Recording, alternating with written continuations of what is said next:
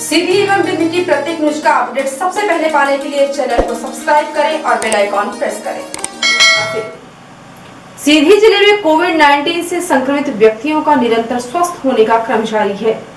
16 अगस्त को 17 और corona positive मरीज कोरोना संक्रमण से मुक्त होकर अपने घर लौट गए हैं।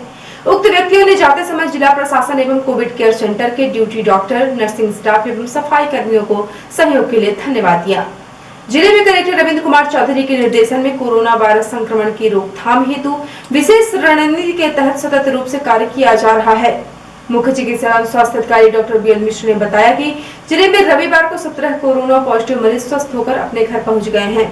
चिकित्सकों द्वारा मरीजों को सोशल डिस्टेंसिंग का पालन करने और सभी परिचितों को कोविड जैसे लक्षण दिखाई देने या बीमार होने पर तुरंत डॉक्टर से संपर्क करने की सलाह दी गई है।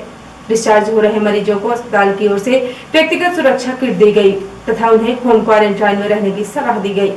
इस प्रकार अभी तक जिले में कुल 111 पॉजिटिव मरीज कोरोना मुक्त हुए तथा 58 एक्टिव मरीजों का उपचार किया जा रहा है। सभी का स्वास्थ्य स्थिर है। इसके साथ ही 2 अगस्त से जिले के 17 कंटेनमेंट एरिया से नए कोरोना संक्रमित मरीज नहीं मिलने के कारण कलेक्टर रविंद्र कुमार चौधरी ने आदेश जारी कर कंटेनमेंट एरिया से मुक्त घोषित कर दिया है। नगर पालिका सीधी में गंदगी भारत छोड़ो अभियान मध्य प्रदेश का शुभारंभ हुआ। मध्य प्रदेश शासन द्वारा 16 अगस्त 2020 से गंदगी भारत छोड़ो मध्य प्रदेश अभियान की शुरुआत की गई। नगर पालिका परिषद सीधी द्वारा भी साफ सफाई कर्मचारियों को स्वच्छता की शपथ दिलाकर इस अभियान की शुरुआत की गई। गंदगी भारत छोड़ो मध्य प्रदेश अभियान 16 अगस्त से 30 अगस्त तक विभिन्न गतिविधियों के साथ संचालित रहेगा। इस अभियान के तहत विभिन्न प्रकार की गतिविधियों का आयोजन नगर पालिका सीधी द्वारा किया जाएगा। आज अभियान की शुरुआत नगर पालिका सीधी के मुख्य नगर पालिका अधिकारी डॉक्टर अमर सिंह परिहार द्वारा निकाय के सफाई मित्रों व अन्य कर्मचारियों को स्वच्छता की शपथ दिलाई गई। शपथ में स्वयं न गंदगी करने और दूसरों को गंदगी न करने देने की शपथ दिलाई गई। अभियान के तहत व्यक्तिगत शौचालयों, सार्वजनिक और सामुदायिक शौचालयों की साफ सफाई हेतु एक विशेष अभियान चलाया जाएगा।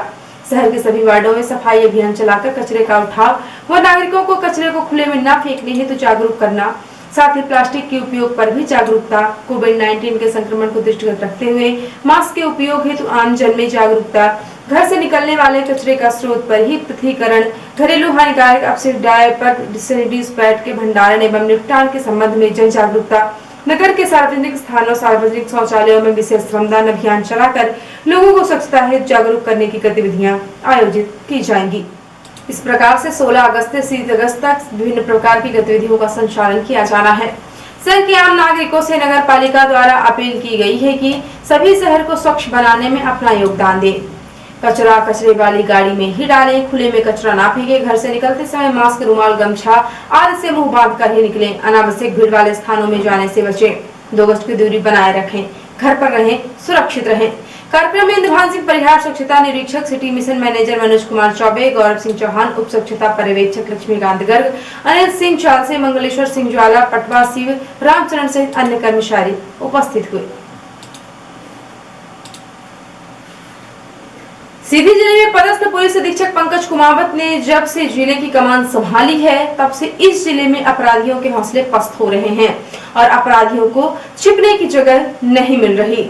पुलिस अधीक्षक पंकज कुमावत ने इस जिले में विगत कई वर्षों से फरार चल रहे अपराधियों को उन्हें उनकी असली जगह जेल पहुंचाने का काम शुरू कर दिया है और जिसके नतीजे भी आने लगे हैं।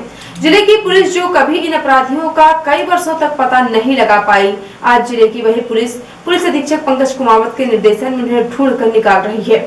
उसी कड़ी में जिले के पुलिस अधीक्षक पंकज कुमावत के कुशल निर्देशन, अतिरिक्त पुलिस अधीक्षक महोदय सुश्री अंजुलता पाटले के कुशल मार्गदर्शन में थाना प्रभारी कमरजी, उप निरीक्षक पवन सिंह के नेतृत्व में अपराध क्रमांक 242, 11 धारा 294, 324, 506, 34 IPC का आरोप प्रदीप सिंह, पिता कृष्ण प्रताप सिंह, उम्र 40 साल, निवासी लकोड़ा थाना कमरजी, जो विगत 9 वर्षों से निरंतर फरार चल रहा था, उसको गिरफ्तार कर न्यायालय में पेश किया गया।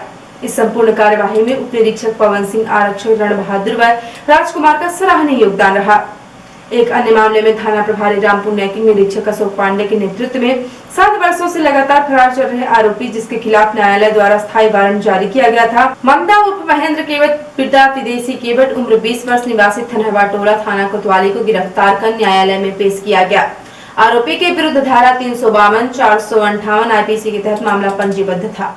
उक्त कार्यवाही में सहायक उप निरीक्षक इंद्र बली, आरक्षक अनिल यादव व हरशंकर द्विवेदी का अहम योगदान रहा।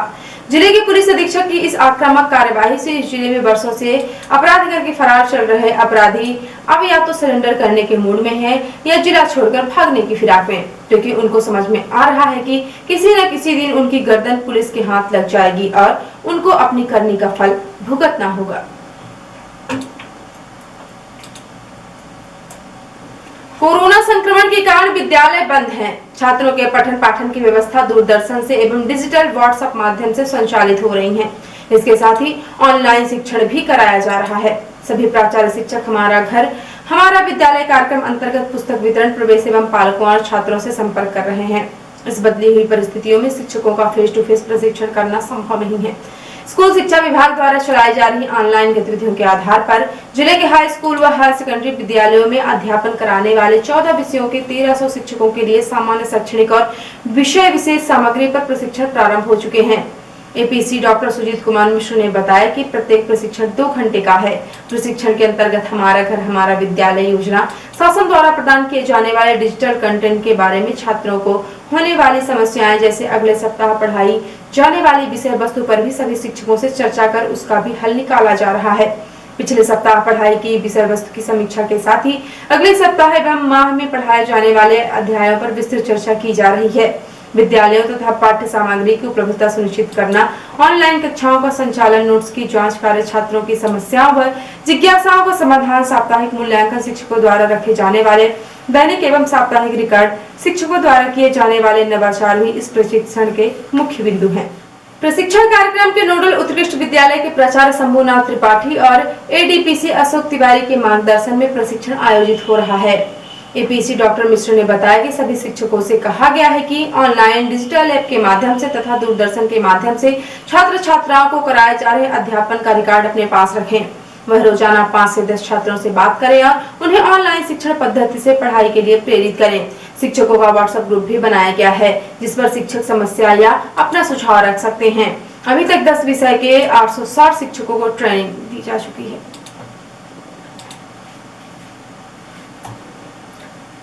पुलिस अधीक्षक पंकज कुमार के निर्देशन, अतिरिक्त पुलिस अधीक्षक सुश्री अंजिता पाटले के कुशल मार्गदर्शन, थाना रामपुर नेकिंग प्रभारी निरीक्षक अशोक पांडे के नेतृत्व में चौकी प्रभारी पिपराव उप निरीक्षक विशाल शर्मा ने रेत का ओवरलोड परिवहन कर रहे वाहन क्रमांक MP 17HA2158 जिसकी क्षमता 25 टन थी, जो अपनी क्षमता से 14 टन ज्यादा रेत लोड परिवहन करते पाया गया।